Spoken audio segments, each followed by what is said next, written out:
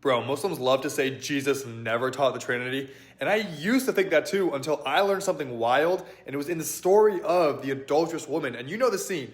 Religious leaders drag her out. They're ready to stone her. And they ask Jesus about the law in a lose-lose manner.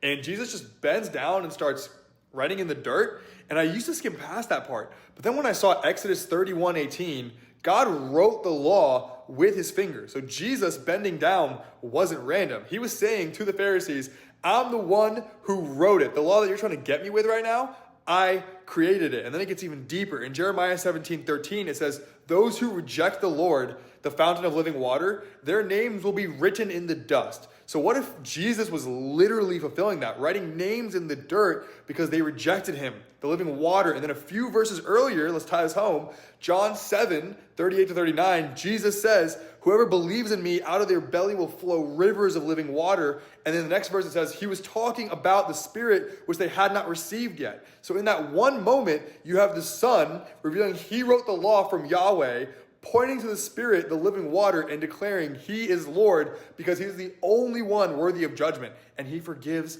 the girl. So this isn't metaphor anymore. This isn't random like acts of Jesus. This is Trinitarian earthquakes wrapped in so much theology, and people miss it because they're too busy checking Jesus on who he's saying he is instead of watching what he's doing, watching what heaven was doing right in front of them. So yeah, Jesus did reveal the Trinity. He just didn't do it on a chalkboard. He did it with dust and law and living water. And he did it in the way that the Jews would completely understand it. And the only way you could see it is if the Spirit opens your eyes. So pray for that. Pray, hey, Spirit, help me open my eyes so I can understand the scripture in this way.